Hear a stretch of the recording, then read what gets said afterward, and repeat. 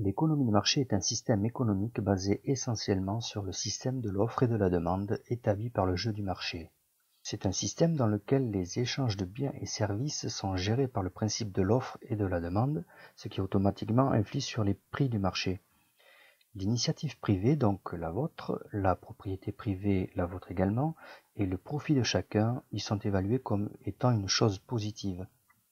Dans la vidéo actif-passif, je dis à un moment que vous êtes un système économique. À votre échelle, bien sûr, je pense que vous l'aurez compris. Nous allons très succinctement voir ce qu'est un système économique avant d'aborder l'économie de marché. Un système économique est un mode d'organisation et de fonctionnement de l'activité économique. Ce sont en fait des liens qui se sont créés entre, petit a, la production de biens et de services, c'est-à-dire qu'on entend par biens et services tous les produits, l'ensemble des biens matériels et des biens immatériels, comme les jeux vidéo par exemple, qui sont vendus sur un marché. Les biens marchands sont des produits matériels ou immatériels pouvant être vendus et achetés. En petit b, nous avons les relations sociales. En c, le fonctionnement du marché du travail.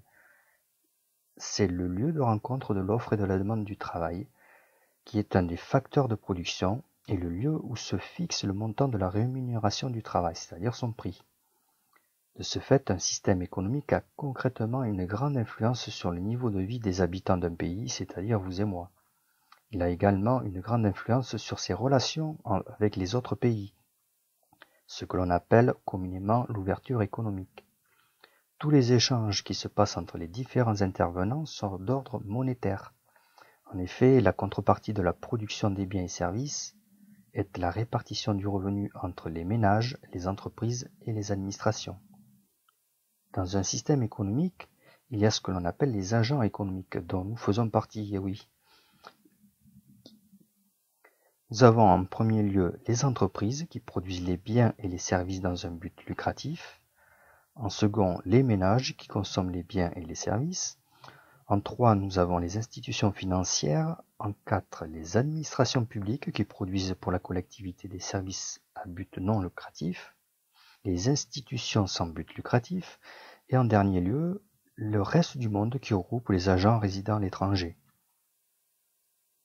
Pour en revenir à l'économie de marché, c'est un système qui assure la distribution des marchandises du producteur au consommateur, avec au passage un profit pour le marchand bien sûr. Voici à ce jour les 6 grands types de marchés. Le premier marché, c'est le marché des biens et services. C'est celui que vous connaissez le mieux puisque c'est celui qui est au coin de votre rue. Les entreprises, sociétés y vendent leurs productions. Les ménages, comme vous et moi, y achètent leurs produits. Une chose à savoir, lorsque les prix augmentent, la demande baisse, forcément. Deuxième point, le marché du travail. Dans ce type de marché, les ménages représentent l'offre. La demande elle est par les entreprises et non le contraire comme on pourrait le croire. Le prix est la rémunération du salaire, comme dit précédemment. À noter que quand le salaire augmente, la demande de travail par les entreprises baisse. Le marché de l'épargne, c'est-à-dire de l'argent que les banques peuvent prêter sur une longue période. À l'origine de l'offre d'épargne, il y a essentiellement les ménages. La demande, elle, provient des entreprises. La demande d'épargne sert en grosse partie à financer les investissements. Le prix sur ce marché est représenté par le taux d'intérêt. Quand le taux d'intérêt augmente, l'investissement baisse et l'épargne augmente. Quatrième point, le marché monétaire. Le marché monétaire est une partie du marché financier sur lequel s'échangent des actifs très liquides. Les participants au marché monétaire, qui sont nombreux, cherchent un moyen d'emprunter et de prêter sur le court terme, qui s'étend de plusieurs jours à moins d'1 an. C'est en fait idem au marché de l'épargne, mais donc sur du court terme, alors que le marché de l'épargne est bien sûr sur du long terme. D'un côté, les uns offrent leur disponibilité en argent liquide, et de l'autre, les autres leur demandent de l'argent pour régler leurs problèmes de trésorerie de fin de mois. Ici, le prix, c'est le taux d'escompte, c'est-à-dire un taux d'intérêt à court terme.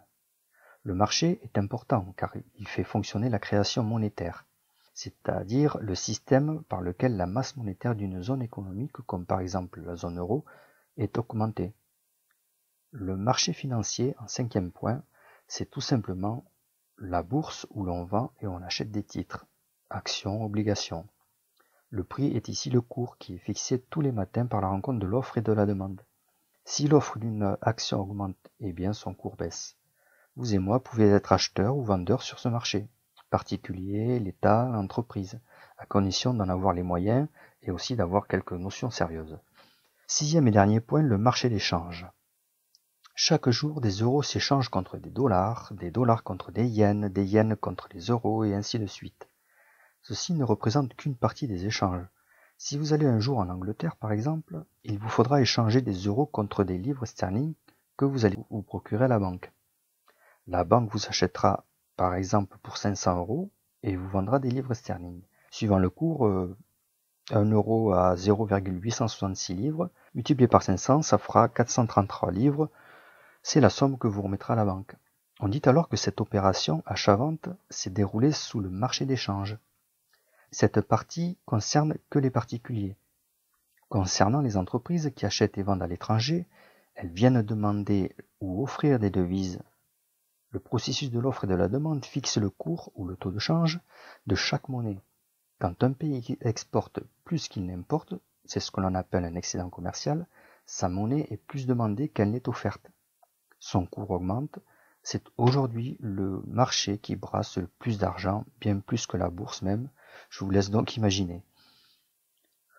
On peut résumer l'équilibre économique global d'un pays de la façon suivante.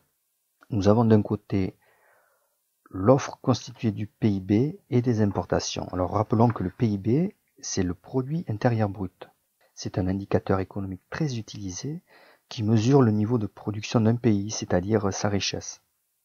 Il est défini comme la valeur totale de la production interne de biens et services dans un pays donné au cours d'une année, donnée par les agents résidant à l'intérieur du territoire national. Et de l'autre côté, nous avons donc la consommation, les investissements, les dépenses publiques et les exportations. Comme dit précédemment, vous aurez remarqué que tous les échanges qui se passent entre les différents intervenants sont d'ordre monétaire. À chaque type de marché correspond un prix. Savoir qu'il existe différents marchés est important pour bien comprendre le fonctionnement économique d'un pays. Les marchés que je viens de citer ont une fonction très précise et vous aurez tôt ou tard un rôle à jouer en tant qu'agent économique. Et oui, votre petit système économique fait partie intégrante de cette usine à gaz qu'est l'économie de marché. Voilà, j'espère que cette vidéo vous aura apporté quelques éclaircissements sur un sujet complexe mais très intéressant car nous faisons partie intégrante du système.